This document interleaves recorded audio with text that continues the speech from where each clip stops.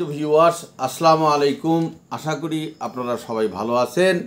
আজকের যে বিষয়টা আমি আপনাদের সামনে ভিডিও করব সেটাই হচ্ছে জমি ক্রয়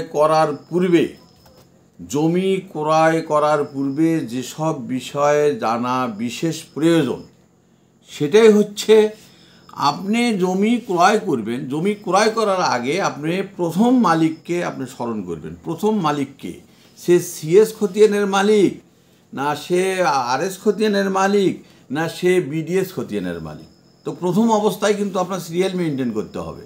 আপনি জমিটা যে ক্রয় করতেছেন আপনাকে দেখতে হবে যে আপনি যার কাছ থেকে ক্রয় করতেছেন সে কি প্রথমের মালিক, না দ্বিতীয়ের মালিক, না তৃতীয়ের মালিক। আপনার কার কাছ থেকে ক্রয় করতেছেন।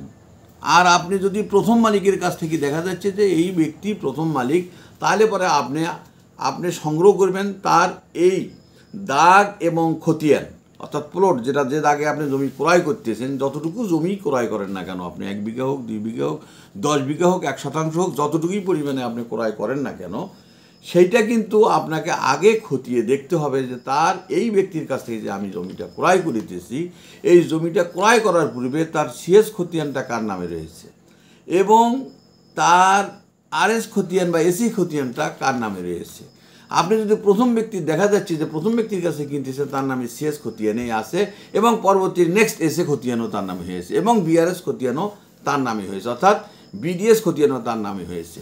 এটা কিন্তু প্রথম অবস্থায় আপনাকে খতিয়ে দেখতে হবে। তারপর ওনার কাছ থেকে আপনি নেওয়ার পরে দেখা যাচ্ছে যে আপনি ওনার কাছ থেকেই নিছেন, কিন্তু ওনার কাগজপাতিগুলো সমস্ত কিছুই ঠিক রয়েছে, কিন্তু দেখা যাচ্ছে যে ব্যক্তির কাছ থেকে আপনি নিচ্ছেন সেই ব্যক্তি হয়তো এই জমিটা অন্যত্তরে বিক্রি করে দিয়েছে, সেটাও আপনাকে হাতিয়ে দেখতে হবে যে ওই জমিটা যে আপনি ক্রয় করতেছেন প্রথম ব্যক্তির কাছ থেকে, এই জমিটা কোথাও বিক্রি হলো কি না এটাও আপনাকে দেখতে হবে। আপনার পূর্বে যদি কাউকে দিয়ে থাকে তাহলে পরে আপনার সেটা দাগ নম্বর, খতিয়ান নম্বর আমরা খুঁজে দেখতে হবে।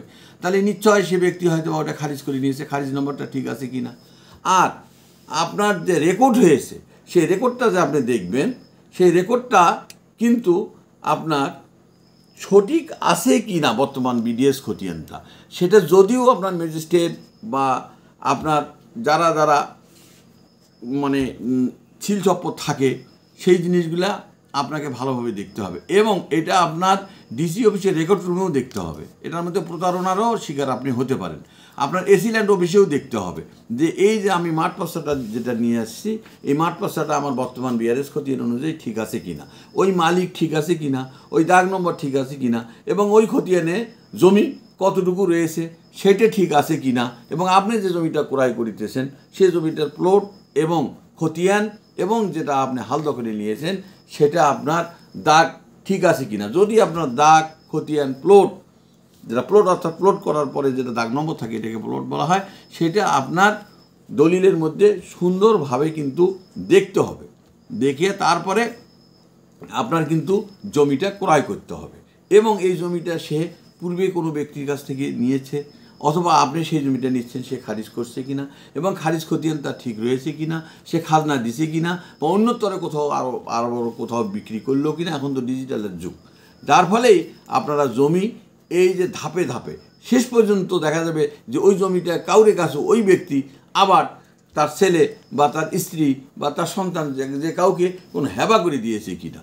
হেবা করে যদি দিয়ে থাকে তাহলে পুনরায় আপনার কাছে বিক্রি করতেছে, তাহলে কিন্তু হেবা যাকে করে দিয়েছে তার কাছ থেকে ফিরে আপনি ক্রয় করতেছেন, তাহলে কিন্তু আপনার জমি ক্রয় করাটা সঠিক হবে না। তাই এই দিকগুলেন আপনাদের সঠিকভাবে খতিয়ে দেখতে হবে, তাহলে পরে আপনি জমিটা ক্রয় করার সময় আপনি ঠকবেন না এবং যখন আপনি রেজিস্ট্রি করবেন তখন ওই জমিটা সম্পূর্ণরূপে ফার্স্ট টু লাস্ট পর্যন্ত দাতাকে তার মোবাইল নাম্বার ঠিক আছে কিনা, তার এনআইডি কার্ডের নাম্বার ঠিক আছে কিনা, তার বাবার নাম ঠিক আছে কিনা, যার কাছ থেকে ক্রয় করতেছেন তার নিজের নামটা খতিয়ে নিয়ে কী আছে বা নিজের নামটা তার রেকর্ডে কী রয়েছে সেই মোতাবেকই কিন্তু আপনাকে ক্রয় করতে হবে। হ্যাঁ, আর তার যদি কোনো ডাক নামও থেকে থাকে আপনি ওই দিন ব্র্যাকেটের মধ্যেও দিতে পারেন, প্রয়োজন নাই, দরকার নাই। আইডি কার্ডের মধ্যে যেটা আছে সেটাই এনাফ। তাই এই জিনিসগুলো আপনাকে অবশ্যই সুন্দরভাবে ভালোভাবে খতিয়ে দেখিয়ে আপনাকে জমি যদি আপনি ক্রয় করেন আপনাকে দেখিয়ে শুনিয়ে আপনাকে নিতে হবে। তাহলে আপনি কোনো অবস্থাতে জমিটা ক্রয় করার সময় আদৌ কোনো দিন চিন্তা আপনার করতে হবে না, আপনি ঠকবেন না। তাই এই আশাবাদ ব্যক্ত করে আমি আজকের মতো এখানে শেষ করছি। আল্লাহ হাফেজ, আসসালামু আলাইকুম।